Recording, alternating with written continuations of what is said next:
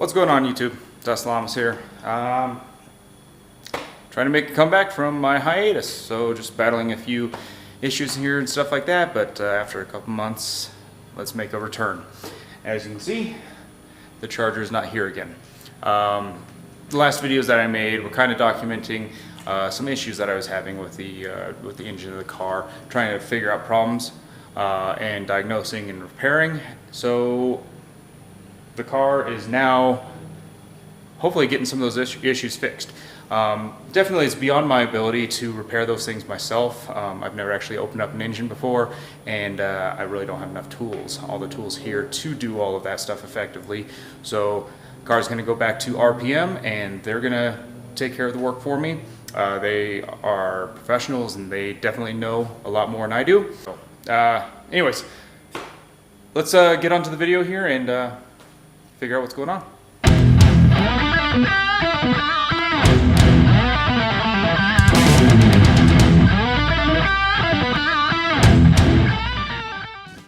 What's going on, YouTube?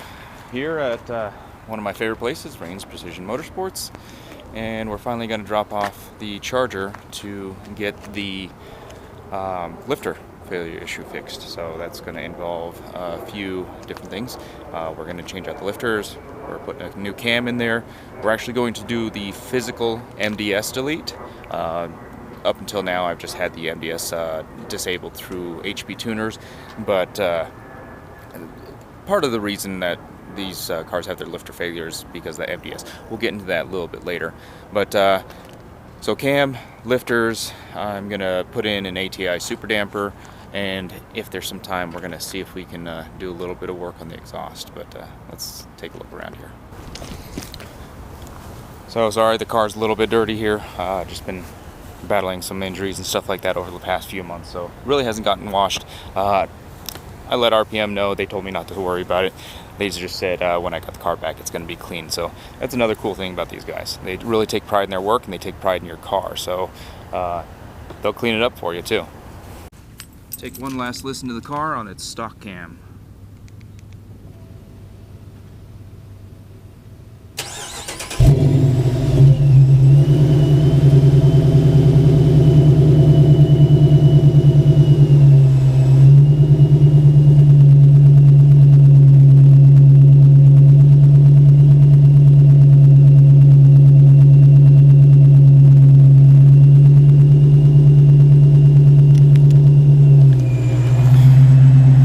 By the end of the week, we're gonna get a little bit of chop or lope or whatever you want to call it, but exhaust is gonna be a little bit better than what it is right now. So those of you that have followed my channel, this has kind of been an issue for well, it started in April. I had the misfire when I went down to do the family feud. We did a few things to see if we can isolate the problem. We flushed the oil system, just tried to figure out if there's something in there that was really causing this issue. What it came down to is we were figuring it's a flat and lobe on the cam, a bad lifter, or even the MDS solenoids going bad. All of these are kind of common things with the 5.7 liter Hemis.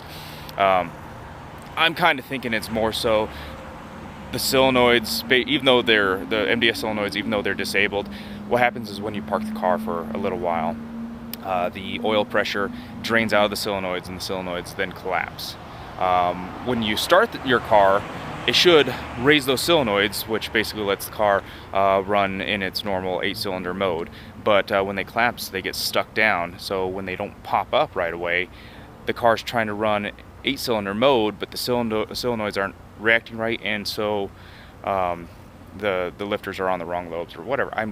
It's kind of all beyond me, but that's kind of what I was thinking, which then ends up causing an issue where the lifters, the needle bearings are slapped around, the needle bearings collapse, the lifters don't really move right, and it just starts cascading from there. So I'm just saying a bunch of things, probably really I don't know what I'm talking about, whatever. But we'll get all this stuff taken care of here with that, and hopefully we get the car back in a situation where I can run at the track before the race season's over here. Now, many of you may be asking, why did it take 3 months now? April, May, June, July, yeah, August, almost 4 months. Took a while to diagnose the problem, and when I finally figured out what the problem possibly could have been, because we went through all the cheaper fixes, we ended up ordering a new cam. Now, I'm not going to give you all the specs in the cam. It is a custom ground cam from Rain's Precision Motorsports, so it's kind of proprietary information. But in order to order a cam, it takes time to grind, and comp cams is super backlogged, especially for the 5.7 liter cams, because this MDS lifter failure thing is a really common issue for the 5.7 Hemis. So they were backlogged on their production normally and the custom grind. It took 2 months for me to get this cam. In that 2 months, I probably shouldn't have been driving the car, but it's my only means of transportation, so I just babied the car around. Hopefully I didn't cause any major damage or anything like that to the car. I wasn't really getting a lot of the lifter slapping sounds that people typically get when the problems are bad. I had a couple of times where I could hear it clearly, I just didn't have a camera going.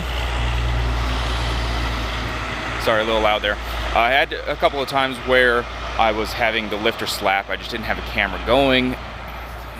The thing is, when you have a bad lifter, it's going to be a constant issue, a constant sound where the lifters are slapping, stuff like that. My car's got that straight cut gear Procharger in there. It's really hard just to hear the motor over that supercharger, but we're gonna know for sure as soon as this cam comes out. So the man himself, Glenn Rains, just showed up to the shop here. So spot on, it's still a little bit before 8. They don't open till 8, but the man, the myth, the legend. I just wanted to talk about something really quick. This is another all-wheel drive charger. Nate, if you're watching this video, shout out to you. Here's your car. A lot of you guys may see that something's up here. Look at that wheel gap on the front. Reason why it's like that is because there's no engine inside this car right now. I don't want to get into too many of the details on that, but obviously the 5.7's out, something else is going in. So Nate, if you're watching this video and you want to share a little bit about what you got going on with this car, I know what's going on with your car because I'm nosy and I asked Glenn, but if you want to share a little bit about what you're going to do to your car here, post it in the comments below. I'll pin your comment. So we've reached this point now. Even me personally, I'm not sure if the lifter failure is what the problem is, but we've gone through all the other cheaper options on trying to diagnose why there's some power loss, why there's misfires going on, and we're basically to this point right now. And being the lifter failure is a common issue in the 5.7 Hemis, and I'm showing signs of that lifter failure, I'm afraid that this is what it is. So that's where we stand now with being able to try and diagnose issues from April. But I don't know exactly what causes the lifter failure. I mean, I have some basic understanding, being the needle bearings inside the lifters fail, which can end up causing the rollers on the lifters to be able to rock around, and anything that touches the cam, it's very, very fine-tuned. So if the lifters aren't working right and the rollers are collapsing and the edge of the lifters are actually grinding down into the cam, that's when you start getting flattened lobes. If the roller's not rolling right because the bearings are shot, then you end up wearing down on the cam, and that's where you caused a flattened spot there. So it's a lifter issue, cam issue, it's all kind of encompassed in one. But that's a bit more technical than I'm able to get into, but that's kind of what I'm thinking is going on here. Anyways, I know it's been a while since I got a video out to you guys. I probably haven't uploaded anything in about 2 months or so. That's kind of where I'm standing right now. I'm going to try and give you guys updates through this process here. I'm going to check into the shop on occasion, try and get some video of the engine all torn apart, and we can get a look on the inside and really figure out what's going on. I'm going to go inside, drop my keys off. I got Mama Llama right down over here. She came to pick me up because obviously I can't drive 2 cars, so she's going to give me a ride back home, and you know, we'll see how the rest of this build kind of goes, guys. So charger's here. Hopefully it's done by the end of the week. Got a beautiful Charger SRT right next to me. Honestly, this probably would have been the car that I'd prefer to have, but there was an element of getting an all-wheel drive that I kind of wanted to do for this build and everything like that. That's why I went that way. But still super nice to see a Charger SRT8 with 392 parked right next to me, knowing where I could have been on this and where I actually am. So I'm happy with where I am.